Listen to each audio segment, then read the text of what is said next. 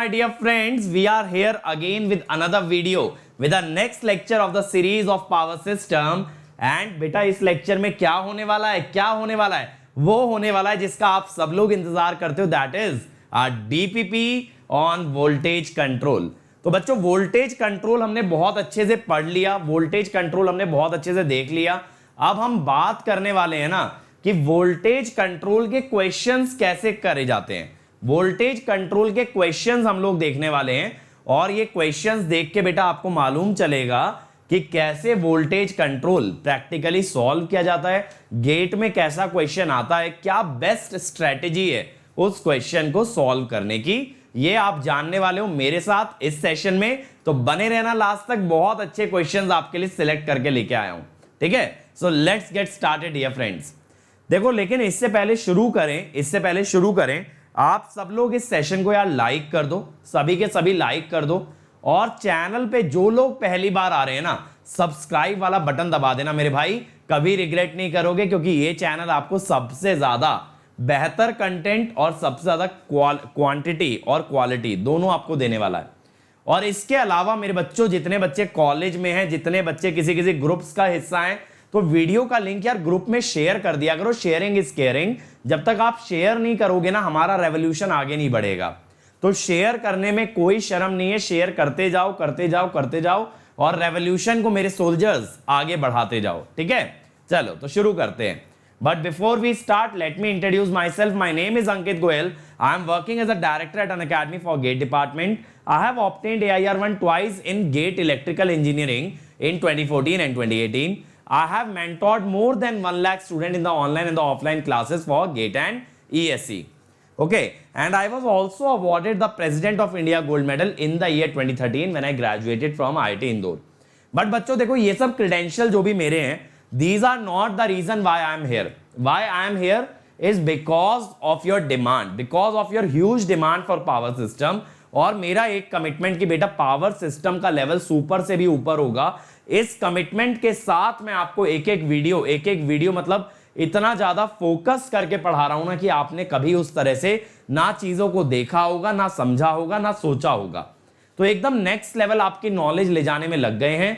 और ये सिर्फ इसीलिए हो पा रहा है because you want to get the top rank and I want my YouTube family to be the toppers from AIR1 to 100 in this years gate.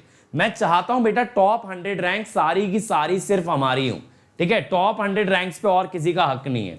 हमारे चैनल के स्टूडेंट्स का पूरा हक बनता है और उसी विजन के साथ, उसी मिशन के साथ बेटा आपके लिए एक एक लेक्चर लेकर के आ रहे हैं, ठीक है। चलिए इसके अलावा बच्चों अगर आप प्लस पे आते हो, अनअकैडमी सब्सक्रिप्शन लेते हो, तो एक अलग फीलिंग, एक अलग माहौल, एक अलग जुनून और एक अलग तैयारी होती है, क्योंकि वहां मिलते हैं इंडिया के सारे top educator taking live classes, taking your doubts, ठीक है, taking comprehensive courses, crash courses, rank booster, rapid revision, marathon, हर चीज दी जाएगी बेटा एक सिंगल सब्सक्रिप्शन में। इसके अलावा आपको घर से सॉल्व करने के लिए डेली प्रैक्टिस पेपर दिया जाएगा। हर संडे बेटा आपका टेस्ट होगा और प्रैक्टिस क्वेश्चंस का एक क्वेश्चन बैंक अलग से है। इसके अलावा प्रीवियस ईयर क्वेश्चन अलग से हैं। तो इतना सब बेटा जब मिल जाता है ना, और एक टेस्ट सीरीज सेपरेट भी है, weekly test is different, test series is different. और बेटा जब इतना कुछ मिल जाता है और इवन लाइव क्लास में जब क्वेश्चन लगवाते हैं ना तो पोलिंग होती है, वहां लीडर बोर्ड होता है। हर क्लास में जो बच्चा सबसे कम टाइम में सबसे ज्यादा आंसर देता है वो लीडर बोर्ड में नंबर 1 रैंक पे आता है। तो जब बेटा ऑल इंडिया लेवल पे इतने कॉम्पिटिटिव माहौल में पढ़ते हो ना, तो अपनी तैयारी को ना आप एक कदम आगे वैसे ही ले जाते हो। तो इतना बढ़िया सिस्टम क्रिएट किया हुआ है ना, अनअकैडमी को टच करना बहुत मुश्किल है। मतलब मैच करना तो दूर की बात है, इसके आसपास भी भटकना in terms of the platform, in terms of the content, in terms of the teacher is not at all possible. और ये सब कुछ आपको मिल सकता है एक सिंगल सब्सक्रिप्शन में, दैट इज प्लस। और बेटा करना कुछ नहीं है, अनअकैडमी पे जाके गेट सब्सक्रिप्शन करके बस एक कोड लगाना है, अंकित ESE। ये कोड लगाते ही इमीडिएट 10% डिस्काउंट तो मिलेगा। साथ साथ मेरी गाइडेंस में आ जाओगे और मेरी गाइडेंस में तैयारी करोगे तो वैसे भी नेक्स्ट लेवल होगी। और आइकॉनिक अगर लेते हो तो भाई प्लस का बड़ा भाई है। यहां आपको बेटा प्लस के सारे बेनिफिट तो मिलेंगे, साइड बाय साइड आपको मिलेगा एक पर्सनल कोच जो कि आपको हर स्टेप पे गाइड करेगा कैसे तैयारी करनी है, क्या स्ट्रेंथ है, क्या वीकनेस है, कैसे वीकनेस को ओवरकम करना है। ये बनवाएगा बेटा आपका स्टडी प्लानर, आपको टेस्ट एनालिसिस सेपरेटली देगा, आपके साथ study booster session 1-to-1 session करेगा एवरी 2 वीक्स, आपको स्टडी मटेरियल अलग से देगा, थ्योरी और क्वेश्चन बैंक, और बहुत सारे फीचर इसके अंदर बेटा ऐड होने वाले हैं। तो अगर आप आज से तैयारी स्टार्ट कर रहे हो या फिर बेसिक जीरो से कर रहे हो और हीरो लेवल तक जाना है, तो आइकॉनिक आपका वो रास्ता आसान कर देता है। आइकॉनिक बिल्कुल वो रास्ता आसान कर देता है। तो शायद जो इंप्रूवमेंट आप 2 साल 3 साल में करते, वो ये आपको 6 महीने में करवा के देगा। चलिए अब बेटा रेडी हो जाओ क्विज टाइम के लिए, अपना पेन पेपर कैलकुलेटर लेके रेडी रहो, क्योंकि we are going to see a lot of questions based on voltage control. तो मेरे बच्चों जल्दी से चैट में लिख देना let's crack it and then we will start, और एकदम आग लगा देंगे वोल्टेज कंट्रोल में। दैट इज अ गारंटी, ठीक है। चलिए then let's get started dear friends. First question, चलो भाई जल्दी से ABCD क्या बोला है मेरे भाई? बोला है the characteristic impedance of an uncompensated line is Z0। Characteristic impedance बतानी है कॉम्पेंसेटेड लाइन की। सीरीज कॉम्पेंसेशन की डिग्री है KSE और बेटा शंट की डिग्री है KSH। चलो जल्दी से पेल दो इस सवाल को, जल्दी से, है ना। बहुत छोटा सा क्वेश्चन है, आप बनाओ फिर मैं करवाता हूं, ठीक है। देखे कौन बना पाता है भाई, और चैट में कमेंट में डालते चलना जो आंसर्स आ रहे हैं। मैं रीड करता हूं आपकी चैट भी और आपके कमेंट्स भी। चलो फिर देखें इसका सॉल्यूशन। देखो क्या होता है, ZS is equal to √L/C, ये होता है ना। तो आप इसको ऐसे भी लिखते हो ω/L/ωc, इसको आप ऐसे भी लिख सकते हो फिर XL/BC। अब बेटा अगर सीरीज कॉम्पेंसेशन अगर करोगे,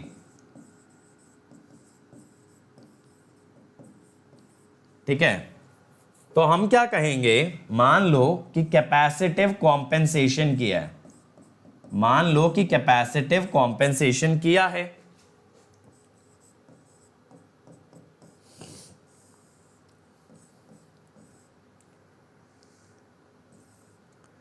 तो यहां पे क्या आएगा ना, X लाइन माइनस XC, नीचे शंट की वजह से B लाइन और प्लस BC। तो अब अगर आप X line by B line common निकाल लोगे ना, X line divided by B line, तो ये क्या बन जाएगा,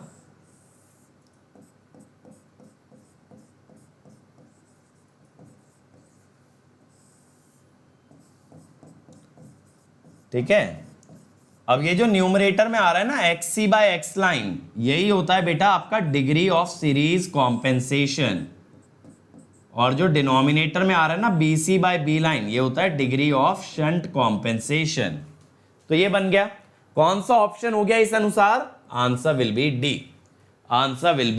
डी, ठीक है। तो जब तक कॉम्पेंसेशन का नेचर ना बताए ना, आप क्या मान के चलोगे, कैपेसिटिव कॉम्पेंसेशन, क्योंकि वही ज्यादा प्रैक्टिकल है। ज्यादातर लोड आपके लैगिंग होते हैं, और लैगिंग लोड में कॉम्पेंसेशन कौन सा लगना चाहिए, दैट शुड बी कैपेसिटिव। चलो आगे चलते हैं, अगला ट्राई करो भाई, अगला ट्राई करो। बढ़िया क्वेश्चन है, थोड़ा सा लेंथी है, but it is really good question, very good question. क्या बोला है, अ 275 kV 3 phase 50 hertz 400 kilometre lossless line, है ना, इसका X दिया है बेटा, Y दिया है। अब VR निकालना है ओपन सर्किट पे। What load at the receiving end will result in a flat voltage profile? If the flat profile is to be achieved at 1.2 times the loading, find the nature and the quantity of uniformly distributed compensation. ठीक है, चलो अगर आपको बेटा flat voltage profile का basic पता है कि फ्लैट वोल्टेज प्रोफाइल कब आती है, क्यों आती है, कैसे आती है, तो मैं मानता हूं ये क्वेश्चन तो आप तुरंत सॉल्व कर दोगे। वरना थोड़ा सा बेटा सोचना पड़ेगा कि फ्लैट ट्रांसमिशन लाइन मैंने आपको किस कॉन्टेक्स्ट में बताया था, कैसे बताया था फ्लैट लाइन बनती है, क्या रिक्वायरमेंट्स हैं, और कैसे उसकी पावर निकाली जाती है। ये सारी चीजें बेटा आपको सोचनी पड़ेंगी। तो एक बार दिमाग पे जोर डालो, क्योंकि क्वेश्चन बहुत इजी है। जब मैं कराऊंगा ना, आप कहोगे अरे सर इसमें तो कुछ था ही नहीं, इतना इजी क्वेश्चन है। लेकिन थोड़ा सा दिमाग पे जोर डालो कि कैसे करा जाएगा। पहले पार्ट से शुरू करो। We are on open circuit, यानी no load receiving end voltage निकालनी है। No load receiving end voltage बेटा आपको निकालनी है। इसके लिए थोड़ा सा सोचना पड़ेगा कि ये करते कैसे हैं, है ना। ये चीज हम लोग कई बार देख चुके हैं शॉर्ट मीडियम लॉन्ग वाले चैप्टर में कि no load receiving end voltage कैसे निकाला जाता है, और अब वही आपको सोचना है एक बार। चलो भाई जल्दी जल्दी बना दो। अब तो पावर सिस्टम में आप लोग काफी ट्रेन हो चुके हो, अब टाइम नहीं लगना चाहिए चीजों में। अब तो मतलब एफिशिएंसी आनी चाहिए क्वेश्चंस में, बहुत हाईली एफिशिएंट आपको बनना है बेटा। समझ रहे हो ना मेरी बात। चलो मेरे हिसाब से पहला पार्ट आप लोगों ने ट्राई कर लिया होगा, तो let me show you the first part. हम ये जानते हैं यार कि no load receiving end voltage is VS by. अब देखो एक्स और वाई दे रखा है हमें, तो हम क्या जानते हैं, for a long lossless line आपका जो ए होता है ना, अगर आपको याद हो मैंने लॉसलेस लाइन में लिखवाया था कॉस बीटा एल। अब ये बीटा क्या होता है भाई, ओमेगा रूट एल सी, या फिर ऐसा कह लो under root XL into B C. अब देखो ये तो आपको दे ही रखा है ना, एक्सएल कितना दिया है 0.05, और ये पर यूनिट लेंथ होते हैं बीटा में, और ये दिए भी पर यूनिट लेंथ है। अगर ध्यान से देखोगे बेटा पर यूनिट लेंथ दे रखा है, और पर यूनिट लेंथ ही आपको चाहिए होता है जब आप बीटा की बात करते हो। तो ये वैल्यू मैं निकाल देता हूं, अंडर रूट 0.15, तो 0.3873 इंटू 10⁻⁻3, और बीटा की यूनिट सब लोग जानते हैं सर, रेडियन पर किलोमीटर। ठीक है। अब बेटा अगर एक बार ये वैल्यू हमारे पास आ गई, अब हम क्या करेंगे, अब हम निकाल लेंगे बीटा एल।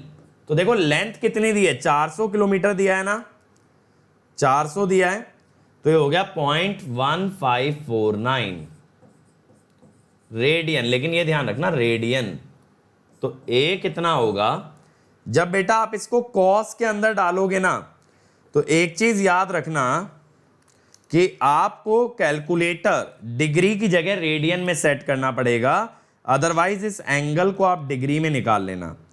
ठीक है, या तो इस एंगल को डिग्री में कर लो या कैल्सी को रेडियन में सेट कर लो। ठीक है, कॉस बीटा एल ये आ गया बेटा 0.988। अब लग रहा होगा सर इसमें तो कुछ भी नहीं था, ए ही तो मेनली निकालना था, तो वीएस बाय ए यानी 275 बाय 0.988, तो ये वैल्यू बेटा आपकी आएगी 278.34 केवी। तो चलो पहली समस्या तो आपकी हल हो गई। First answer we already have found. What is the load at the receiving end that will result in a flat voltage profile. तो कोई मेरा बच्चा मुझे ये बताएगा फ्लैट प्रोफाइल कब आती है, एक ट्रांसमिशन लाइन कब एक फ्लैट ट्रांसमिशन लाइन बनती है, या वोल्टेज प्रोफाइल फ्लैट कब बनती है। तो मेरे बच्चों आप एक चीज बोलोगे, सर जब लाइन पे होती है सर्ज इंपीडेंस लोडिंग तब बनती है फ्लैट वोल्टेज प्रोफाइल, जबकि लाइन पे क्या होती है, सर्ज इंपीडेंस लोडिंग। तो हम कहेंगे for flat voltage profile, for flat voltage profile ZL is equal to ZC। ठीक है, अब ये वैल्यू कैसे निकालें सर, बेटा सब सर ही कर देंगे तो आप क्या करोगे, आप लोग भी बताओ कैसे निकालें, है ना। क्यों भाई, इतना आलस नहीं दिखाना चाहिए, खुद भी निकालना चाहिए।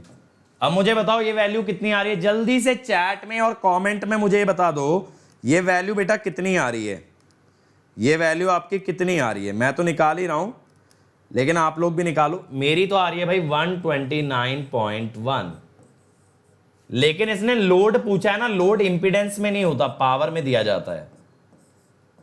तो देखो मैंने आपको एक चीज बताई थी अगर SIL निकालते हुए यहां लाइन टू लाइन वोल्टेज डालोगे ना तो डायरेक्टली 3 फेज पावर आएगी, और अगर बेटा फेज वोल्टेज डालोगे तो सिंगल फेज पावर आएगी। ठीक है, तो मैंने डाल दिया लाइन टू लाइन वोल्टेज, तो 585.78 मेगावाट। ठीक है, 585.78 मेगावाट, तो अप्रोक्सीमेटली 587 वाला बैठ रहा है ना। अब क्या पूछा है कि यही फ्लैट प्रोफाइल आपको 1.2 टाइम्स ऑफ लोड पे चाहिए, यानी ये जो पावर अभी आई है इससे 1.2 टाइम्स पे चाहिए। अब हमें क्या पता है, फ्लैट प्रोफाइल मिलती है सर्ज इंपीडेंस लोडिंग पे, तो इनडायरेक्टली ये बेटा आपसे क्या कह रहा है कि SIL की वैल्यू 1.2 टाइम्स हो जाए। ठीक है, indirectly what it is trying to say is that the new SIL must be 1.2 times SIL। आप कहोगे सर आपने कैसे पहचाना यार? देखो, जब कभी आप कॉम्पेंसेशन करते हो, मैंने आपको डिराइव भी कराया था कि कैपेसिटिव कॉम्पेंसेशन में SIL बढ़ता है और इंडक्टिव कॉम्पेंसेशन में SIL घटता है, यानी SIL चेंज होता है कॉम्पेंसेशन से। अब इसने बोला है फ्लैट प्रोफाइल चाहिए लेकिन 1.2 टाइम्स ऑफ लोड पे, यानी कि अभी भी लोडिंग तो SIL होगी, लेकिन SIL खुद ही अगर 20% बढ़ गया तो फ्लैट प्रोफाइल 20% ज्यादा पावर पे मिलेगी। ठीक है, SIL अगर 1.2 टाइम्स हो रहा है बेटा तो ZS2 will be ZS1 divided by 1.2। अगर सर्ज इंपीडेंस 1.2 से डिवाइड होगी तो पावर 1.2 से मल्टीप्लाई होगी। अब आपको पता है ये क्या होता है सर, XL बाय BC, और देखो 1.2 है ना बाहर, तो नीचे आप 1.44 ले लो, नीचे आप बेटा 1.44 ले लो,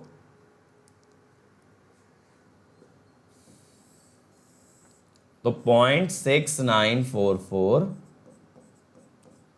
XL बाय BC। ठीक है, अब देखते जाना, आपको मजा आ जाएगा। देखो, समझ कुछ आया? ये देखो यहां से डिग्री ऑफ सीरीज कॉम्पेंसेशन आ गया ना यार सीधे, समझ गए? तो नेचर ऑफ कॉम्पेंसेशन क्या है? कैपेसिटिव, और डिग्री क्या है? 30.56%। तो answer will be A, answer will be A, यानी 30% सीरीज कॉम्पेंसेशन देने से आपकी SIL कितनी हो जाएगी? 1.2 टाइम्स। चल आगे चलें, समझ आया ना बढ़िया से क्वेश्चन? यहां देखो आपका लॉसलेस लाइन के पैरामीटर वाला भी कॉन्सेप्ट यूज हो गया, और वो बीटा प्रोपोगेशन कांस्टेंट वगैरह भी यूज कर लिया, और इसके अलावा कॉम्पेंसेशन भी। तो ये क्वेश्चन बहुत अच्छा है, इसको आगे तक के लिए याद रखना, क्योंकि इससे ना आपका काफी कॉन्सेप्ट्स एक साथ रिवाइज हो जाएंगे। चलो अगले पे चलो, ये एक स्टैंडर्ड क्वेश्चन है, इस टाइप का क्वेश्चन बेटा एग्जाम में आता है when we talk about voltage control. ज्यादातर क्वेश्चन ऐसे ही होते हैं। क्या क्वेश्चन है? A 3 phase 11 kV generator feeds power to a constant power UPF load, ठीक है, through a 3 phase transmission line. The line to line voltage at machine terminals is 11 kV, PU positive sequence impedance is J.2, okay. The voltage at the load terminals is measured to be less than 11 kV. Find the reactive power in MVAR to be injected at the load terminals to increase the voltage to 11 kV. तो कितनी reactive power receiving end पे inject करें ताकि voltage जो 11 से कम देखी गई थी वो 11 पे आ जाए। इसने ये बोला है ना, जब हमने जनरली वोल्टेज देखी तो वोल्टेज 11 से कम मिली, अब इसे 11 पे लाने के लिए कितनी रिएक्टिव पावर इंजेक्ट करनी पड़ेगी, that is the main question here. ठीक है, ये क्वेश्चन आपसे बेटा पुट अप किया जा रहा है, ये क्वेश्चन आपसे पूछा जा रहा है, बिल्कुल आपको इसका आंसर देना है। अब याद है मैंने आपको स्टेप्स लिखवाए थे, 4 स्टेप्स कि कैसे क्वेश्चन को टैकल करते हैं। उसका सबसे पहला स्टेप क्या था बेटा, कि जो पावर दे रखी है उस पावर का यूज करके डेल्टा निकाल लो। चलो करो एक बार, पावर पता है, वोल्टेज पता है, रिएक्टेंस पता है, जल्दी से डेल्टा निकाल दो एक बार, जल्दी से डेल्टा। और इस क्वेश्चन को पूरा पर यूनिट में बनाना, पूरा क्वेश्चन पर यूनिट में बनाओ। सबसे पहले डेल्टा निकालो, देखें एक बार जल्दी से, मुझे ना स्टेप बाय स्टेप बताते चलना, चैट में मुझे बताओ डेल्टा कितना आ रहा है सबसे पहले। I want to know the value of delta. तो देखो मैं आपको ना पर यूनिट का बता देता हूं कैसे यहां पे पर यूनिट में लेना है। तो देखो बेस आप यही मान लो जो क्वेश्चन में दिया है 100 MVA और 11 kV। अब इसने क्या बोला है, सेंडिंग और रिसीविंग दोनों वोल्टेज आपको 11 kV चाहिए, बेस भी 11 kV है यानी 1 pu। लोड आपको दिया है 100 मेगावाट का, तो इसको बेस से डिवाइड करोगे तो 1 pu। रिएक्टिव पावर तो 0 है, यूनिटी पावर फैक्टर बोला है ना, यूनिटी पावर फैक्टर बोला है तो रिएक्टिव पावर तो 0 है। लोड 100 मेगावाट का है, देखो इसे बेस 100 MVA से जब डिवाइड किया तो वैल्यू आ गई 1 pu। अब आपको वोल्टेज पता है, पावर पता है, रिएक्टेंस पता है, जल्दी से बताओ मेरे बच्चों डेल्टा कितना आएगा। बिल्कुल, बहुत सारे लोगों ने सही आंसर दिया है सर, पावर है 1 VS VR by X sine delta. तो सर डेल्टा कितना हो जाएगा, साइन इनवर्स 0.2, ठीक है 11.537, यह आ गया डेल्टा। अब डेल्टा आने के बाद अगला स्टेप याद करो क्या था सर, अगला स्टेप था QR निकालना है। तो बच्चों जल्दी से मुझसे पहले आप QR निकालो, मुझसे पहले आप QR निकालो। QR का फॉर्मूला था mod VR by X mod VS cos delta minus mod VR, ठीक है। तो 1/0.2 1 कॉस 11.537 माइनस 1। अब आप कहोगे सर ये तो नेगेटिव आ रहा है, तो आने दो बेटा नेगेटिव, क्या दिक्कत है, आने दो ना नेगेटिव, ऐसी कोई दिक्कत वाली बात थोड़ी है। -0.101 सर नेगेटिव का क्या सिग्निफिकेंस है, अब देखना ये ना आपका रिसीविंग एंड है, यहां पे लोड लगा यार, तो लोड जो ले रहा है ना 1 + j0 पावर ले रहा है। अब यहां रिएक्टिव पावर आपके पास आ रही है -j.101 और इधर कैपेसिटर है जो आपको रिएक्टिव पावर देगा, ठीक है।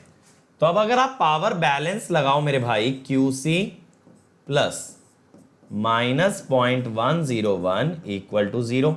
इनकमिंग दो पावर है ना, इनकमिंग दो हैं, एक तो ये जो लाइन से आई, एक जो कैपेसिटर से आई, और आउटगोइंग लोड के अंदर तो 0 थी। लोड यूनिटी पावर फैक्टर है, कोई पावर लेता ही नहीं है। QC आ गया बेटा यहां से 0.101। अब आप कहोगे सर ऐसा तो कहीं लिखा ही नहीं कि कैपेसिटर यूज हुआ है। बेटा कैसे मान लिया, वोल्टेज 11 kV से कम देखी गई और वोल्टेज बढ़ा के लानी है 11 kV पे। तो मेरे बच्चों ये बताओ कौन सी डिवाइस वोल्टेज को बढ़ाती है, सर कैपेसिटर। बिल्कुल सही बात है, कैपेसिटर, ठीक है, कैपेसिटर वोल्टेज को बढ़ाता है। अब आपने इसको बेस से मल्टीप्लाई कर दिया ना यार, तो ये बन गया 10.1 MVAR, 10.1 MVAR, ठीक है। तो ये आपका आ गया कैपेसिटी ऑफ द कंपेंसेटर, यानी उसे 10.1 MVAR पावर इंजेक्ट करनी पड़ेगी। इंजेक्ट का मतलब होता है जब कोई देता है, जैसे आपको इंजेक्शन लगा होगा बचपन में, तो दवाई आपको इंजेक्शन से मिलती है, इंजेक्शन के बाहर जाती है। तो when someone delivers that is called as injected, and when someone takes then it is absorb.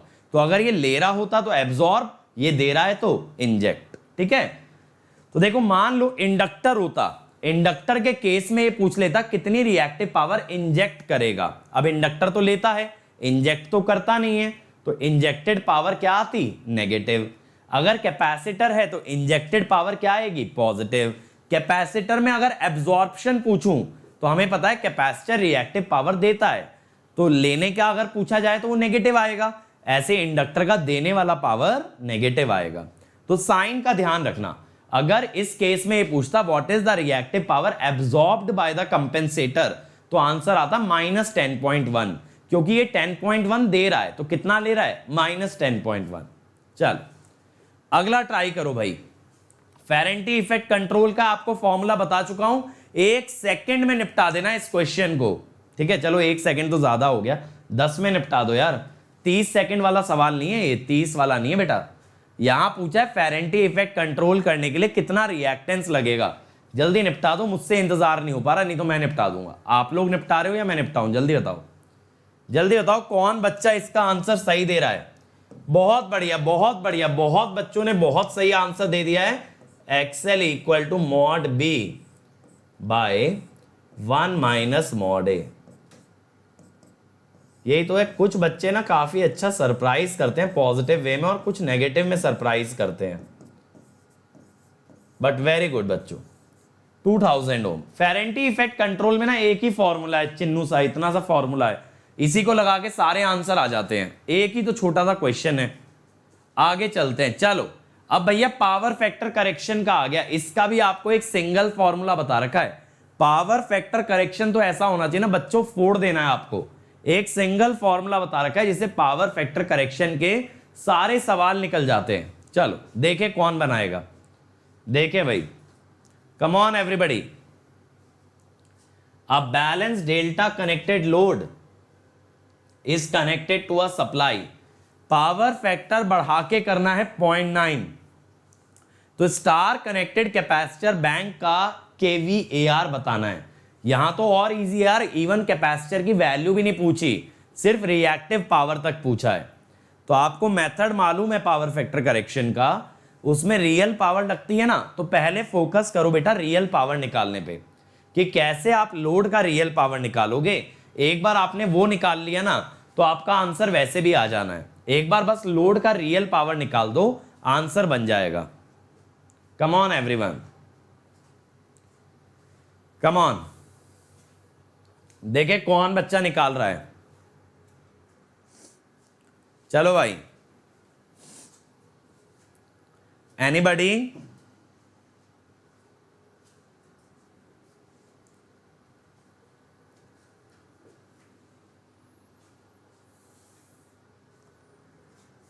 जल्दी से पेल दो यार, बच के नहीं जाना चाहिए सवाल, बार बार कह रहा हूं बच के नहीं जाना चाहिए।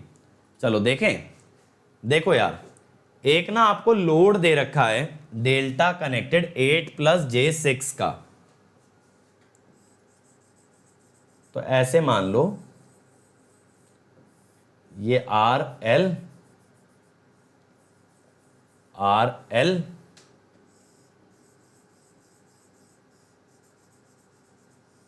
ऐसे दे रखा है, ठीक है ना। ये है 8 j6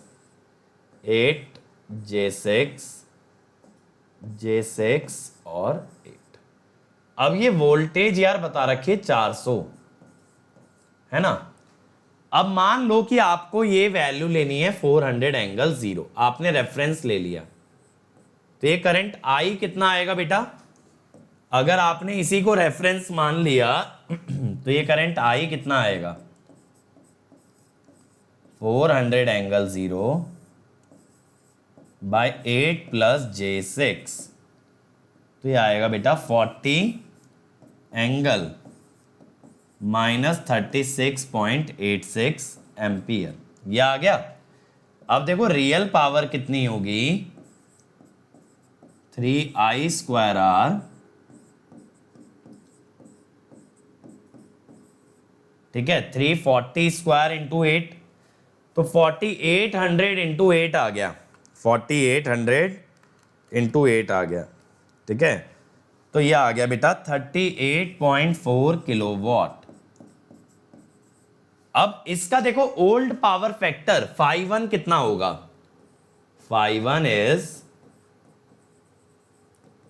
tan 1/6/8, यानी कि ये है 36.86, और नया पावर फैक्टर है 0.9, तो नया एंगल हुआ cos 1 0.9 25.84। अब आपको मैंने डायरेक्ट तरीका बता रखा है ना QC निकालने का। जब इतना डेटा बेटा आ जाए तो QC सिंपल होता है, कैपेसिटर कोई रियल पावर तो लेता नहीं है, इसीलिए P1 P2 वाला फंडा नहीं होता, सिर्फ P होता है। तो 38.4 10 माइनस 10 25.84, ठीक है।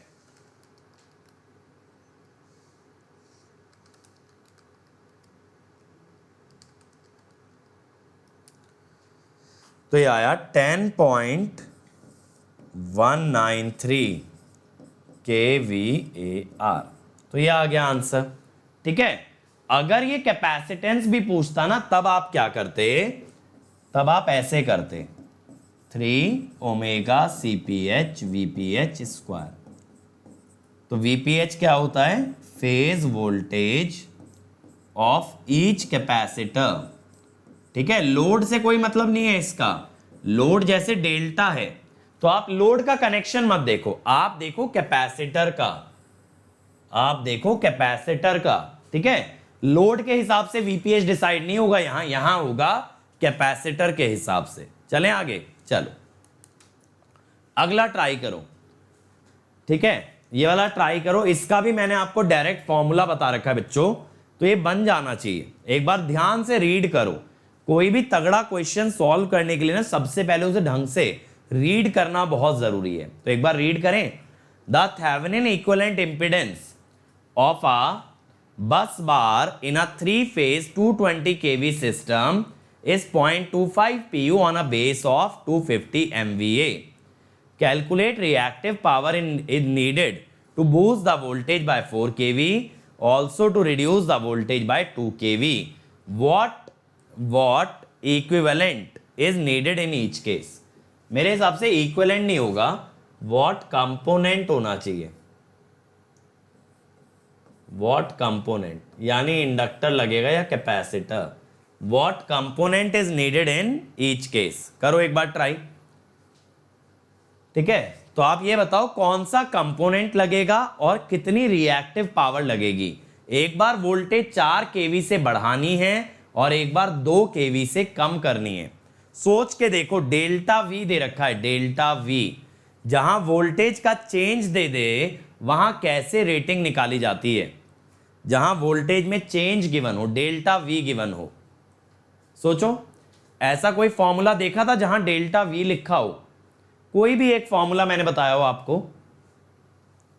तो बहुत सारे बच्चे अब तक जो है ना हिंट को ग्रैब कर चुके होंगे। बिल्कुल सर, आपने एक चीज बताई थी कि एक फॉर्मूला ऐसा है जो गेट में नहीं लगाना है, यहां वो लग जाएगा। बिल्कुल सही बात है बच्चों। तो रिएक्टेंस निकाल लेते पहले, पर यूनिट में है ना, इसे एक्चुअल में ले आते हैं यार। Z बेस करोगे ना V²/S बेस। किलो और MVA की चिंता मत करना, किलो का स्क्वायर हो जाएगा ना ऊपर, और नीचे मेगा है, किलो का स्क्वायर और मेगा तो कट जाएगा। चलो यार देख लें एक बार कि क्या आ रहा है आंसर इसका। ये आ रहा है 48.4 ओम, ठीक है। आप लोग भी निकालते रहा करो, जब मैं सोल्यूशन करा रहा हूं इसका ये मतलब नहीं है आप लोग सोल्यूशन करने में रुक जाओगे। अब यार देखो, एक बहुत सिंपल सा फॉर्मूला मैंने लिखवाया था, VS डेल्टा V/X। अब जब आपको वोल्टेज बूस्ट करना है, जब वोल्टेज 4 kV बूस्ट करना है, तो वहां आप यूज कर लो कैपेसिटर।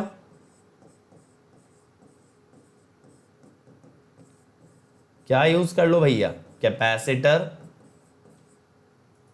तो यहां पे रिएक्टिव पावर कितनी हो जाएगी, 220 इंटू डेल्टा V है 4/48.4, यानी 220/12.1, 18.18 MVAR आएगा। सर ये यूनिट कैसे डिसाइड हुई बेटा, किलो इंटू किलो मेगा हो गया। अब वोल्टेज जब रिड्यूस करनी है, देख रहे हो ना कितना इजी क्वेश्चन था। तो जब इस टाइप का क्वेश्चन कभी दिखे ना जहां वोल्टेज का चेंज क्लियरली बताया गया हो, तब वहां ये फॉर्मूला लगता है 220 इंटू 2, ठीक है, तो 9.09 MVAR। ठीक है भाई, तो इसका आंसर क्या हो जाएगा? ए हो जाएगा। क्लियर है? तो जहां कहीं बेटा वोल्टेज का चेंज दिया हो वहां आप ये डेल्टा वी वाला मेथड यूज करेंगे। चलें आगे। चल अगला ट्राई करो, अगला ट्राई करो। अगेन इसको सेम मेथड से ट्राई करो जो मैंने गेट के लिए 4 स्टेप लिखवाए हैं। जो मैंने 4 स्टेप आपको लिखवाए हैं ना, उसी तरह से बनाना। स्टेप 1 डेल्टा कैलकुलेट करेंगे, स्टेप 2 क्यूआर कैलकुलेट करेंगे, स्टेप 3 क्या करेंगे? क्यूसी कैलकुलेट करेंगे। करो एक बार ट्राई, करो एक बार ट्राई। कंपेंसेटर की रेटिंग बतानी है, कैपेसिटर है या इंडक्टर है ये भी बताना है। कैपेसिटर इंडक्टर बताने में क्या करना होता है पता है? एक मान लो कि जैसे कैपेसिटर है, अब आंसर अगर पॉजिटिव आया तो कैपेसिटर ही है, नेगेटिव आया तो इंडक्टर है। या अगर आपने इंडक्टर मान लिया पहले से और आंसर पॉजिटिव आया तो इंडक्टर है, नेगेटिव आया तो कैपेसिटर है। तो डिपेंड करता है आप मान के क्या चल रहे हो, कैपेसिटर या इंडक्टर एज्यूम करके चलो, फिर आंसर पॉजिटिव आया तो एजम्पशन सही था, नेगेटिव आया तो उल्टा था। चलो भाई, सभी बच्चे बना सकते हैं, इसका मुझे पता है। अब आप लोग सीख चुके हो कैसे बनाना है। ABCD पैरामीटर दे रखे हैं तो उसी का पावर वाला फॉर्मूला लगाना, पावर वाला फॉर्मूला लगाना। थोड़ा सा कैलकुलेटिव है बच्चों, लेकिन बन जाएगा। तो इसमें भी एक काम करो ना, मुझे स्टेप बाय स्टेप बताते चलो। सबसे पहला टारगेट आप ये सेट करो, सर हम डेल्टा निकालेंगे। बेटा डेल्टा निकाल दो, ठीक है? जल्दी से मुझे एक बार डेल्टा की वैल्यू बता दो, then we will move ahead. Come on everybody.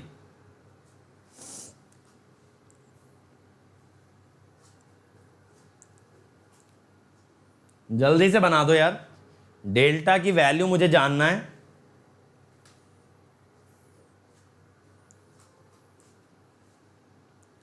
चलो चलो चलो, come on everyone. Delta, I want to know the value of delta.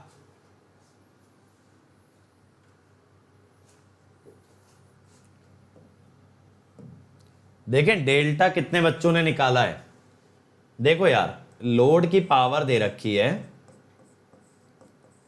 150 megawatt, तो ना आप यहां से QL भी निकाल सकते हो। कैसे? PL tan phi L 36.86 है ना, तो 3/4 बनेगा, तो ये आएगा 112.5। लेकिन अभी हमें क्या चाहिए? हमें डेल्टा चाहिए। डेल्टा के लिए बेटा क्या करते हैं ना,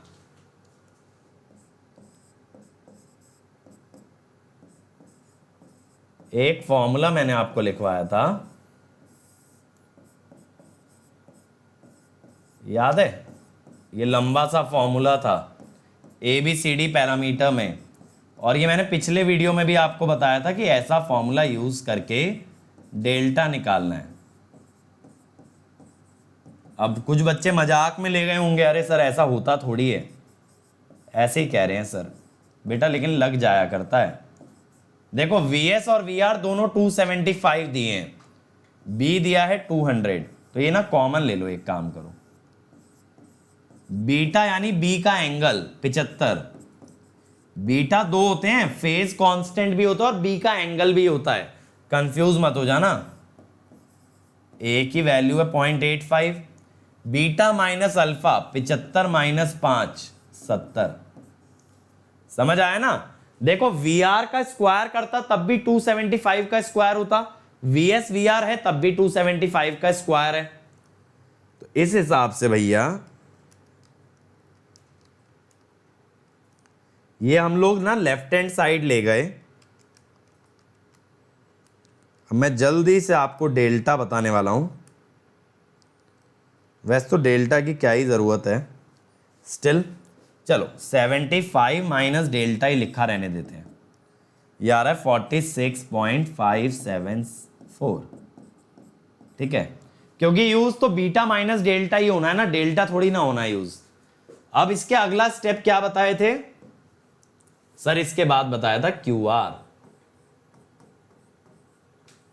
बिल्कुल, बस कुछ नहीं करना, कॉस की जगह साइन लगाना है।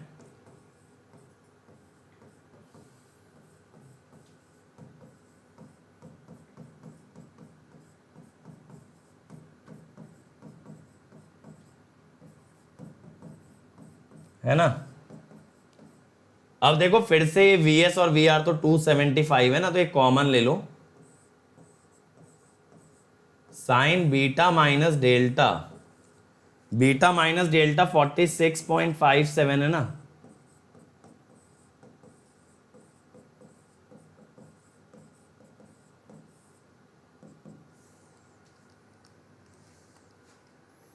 चलो देखें जरा कैल्सी में डाल के क्या आ रहा है।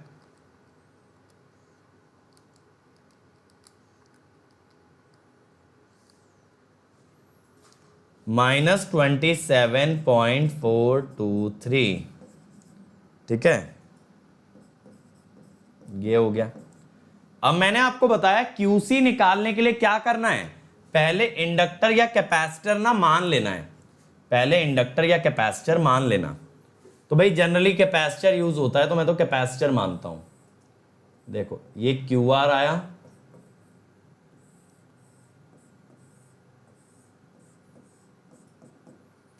ये लोड है, लोड ने क्यूएल ले लिया,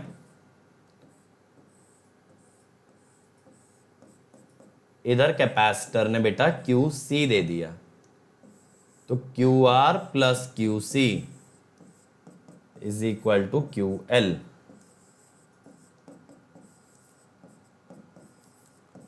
अभी देखो क्यू एल हमने निकाला था 112.5, क्यू आर कितना आया है -27.423।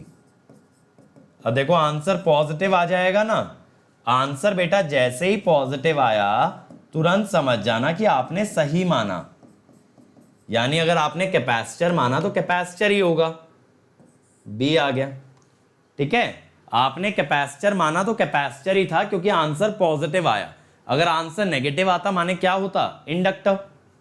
चलो अगला ट्राई करो भाई, अगला ट्राई करो। इस तरह के डायग्राम वाले क्वेश्चन भी काफी आते हैं, इसे बोलते हैं सिंगल लाइन डायग्राम, फॉल्ट में पढ़ाऊंगा पूरा सिंगल लाइन डायग्राम, बट इस टाइप के क्वेश्चन काफी आते हैं गेट के अंदर। For the system shown below SD1 and SD2 are the complex power demands, mod V2 is 1 PU, find the rating of capacitor QC2। बहुत अच्छा क्वेश्चन है, गेट का सवाल है, ये गेट के अंदर आया हुआ है, बट बहुत अच्छा क्वेश्चन है, आपको काफी कुछ सीखने मिलेगा इस क्वेश्चन से। देखें भाई जल्दी से बनाओ।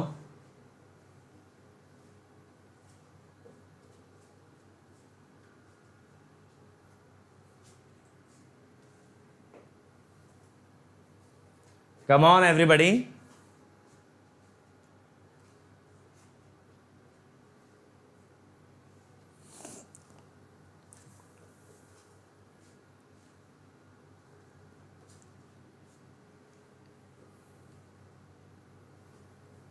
जल्दी से बना दो सारे लोग।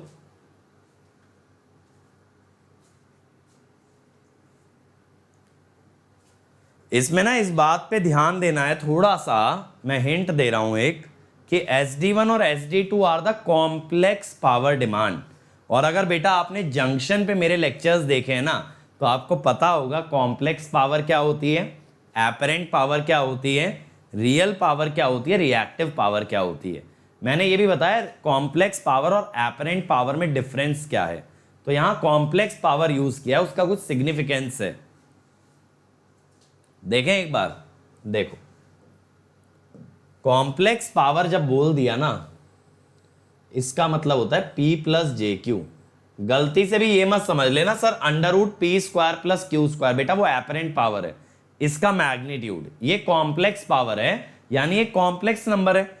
कॉम्प्लेक्स नंबर जब 1 है तो इसको आप ऐसे लिख सकते हो, कॉम्प्लेक्स नंबर जब 1 है तो 1 + J0। समझ गए?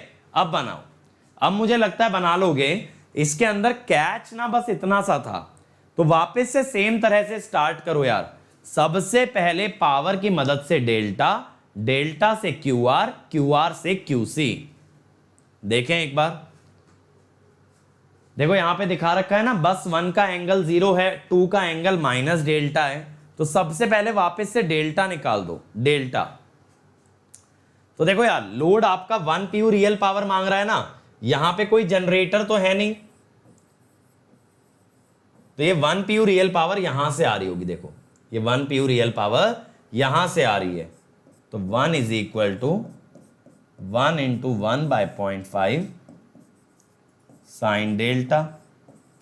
तो डेल्टा बेटा यहां से आ गया 30 डिग्री, 30 डिग्री आ गया, ठीक है। Delta comes out to be 30 degree.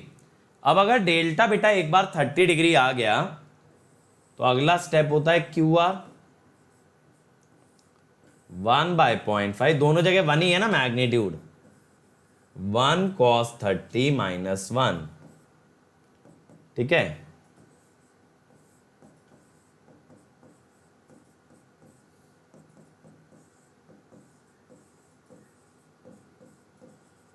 ठीक है भाई।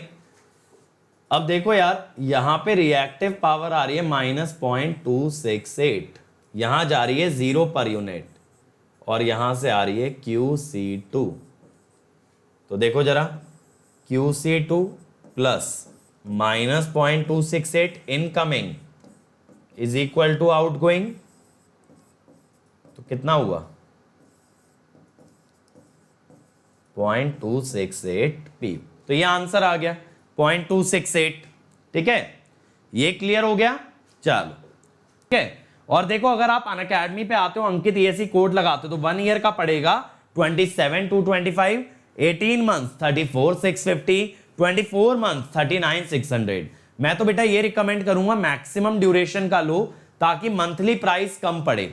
अब आपको प्लस पे क्या बेनिफिट मिलेगा यूट्यूब से ज्यादा, मैं और मेरे जैसे सभी टॉप एजुकेटर्स के लाइव क्लास मिलेंगे, उनके homework question, daily practice paper, हर संडे आपका टेस्ट लिया जाएगा, टेस्ट सीरीज मिलेगी बेटा, प्रीवियस ईयर क्वेश्चन मिलेंगे, question bank, crash course, rank booster batch, rank improvement batch, marathon batch, सारे बैचेस आपको मिलेंगे एक सब्सक्रिप्शन में। तो बस ये मान लो कि डे 1 से आपका हाथ पकड़ के ले जाएंगे गेट रैंक तक, एंड टू एंड जो चीजें आपको रिक्वायर्ड है सब मिलेगा। और बेटा अगर आइकॉनिक में आते हो तो एक पर्सनल कोच मिलेगा, जिसका जॉब ही बस ये होगा कि आपको मेंटोर करना है, गाइड करना है, क्योंकि वो खुद रैंकर होगा तो आपको बेहतर वे में गाइड कर पाएगा। तो उसमें अगर अंकित ESE कोड लगाते हो तो 50,250 से बन जाएगा 45,225, 2 ईयर का बनेगा 66,600। तो आइकॉनिक में प्लस के सारे बेनिफिट है एंड मच मोर। तो आइकॉनिक के लिए भी जा सकते हो अगर आप एकदम जीरो लेवल से हीरो लेवल तक तैयारी करना चाहते हो। इसके अलावा देखो, अनअकैडमी ऐप डाउनलोड कर लेना, ये मेरी प्रोफाइल है, इस प्रोफाइल को बेटा फॉलो कर लो। जब जब अनअकैडमी पे लाइव आऊंगा ऑटोमेटिक नोटिफिकेशन आपके फोन में जाएगा। इसके अलावा ये हमारी टीम का टेलीग्राम चैनल है, जिसको आप ज्वाइन कर सकते हो, ताकि आपको lecture poster, lecture file, lecture link सब कुछ टाइम टू टाइम मिलता रहे। और ये मेरा पर्सनल टेलीग्राम चैनल है भाई, जहां पे आप मुझसे कनेक्ट हो सकते हो। Here you can connect with me personally, is that clear? तो अब हमारे अदर चैनल्स भी सब्सक्राइब करना, mechanical, civil, then Telugu, then SSC JEE, computer science, GATE question, junction, Pathshala, GS terminal. JEE और AE एग्जाम के लिए बेटा SSC JEE और GS टर्मिनल। जंक्शन पे पावर इलेक्ट्रॉनिक्स पूरा कवर्ड है, हिंदी में ओपैम्प पूरा कवर्ड है, तो काफी सारे टॉपिक मिलेंगे, रियल रिएक्टिव पावर मिलेगा। तो यहां सम ऑफ द बेस्ट वीडियोस आपको मिलेंगे जंक्शन पे। इसके अलावा बेटा पाठशाला पे मिलेगा एनिमेटेड कंटेंट आपको, और आपके मैकेनिकल सिविल वाले दोस्तों को भी बता देना, कंप्लीट सिलेबस हमने यूट्यूब पे कवर किया है। So thank you everybody. Video को लाइक शेयर जरूर करना, चैनल को सब्सक्राइब करके बेल आइकन जरूर दबा देना, बिकॉज आपको नोटिफिकेशन आता रहेगा और ये हमारा रेवोल्यूशन आगे बढ़ता रहेगा। So thank you everybody and I wish you all the best and I give you the best wishes this festive season बेटा। लेकिन त्योहारों के चक्कर में तैयारी नहीं छूटनी चाहिए, इस बात का भी ध्यान रखना है। Thank you, see you soon.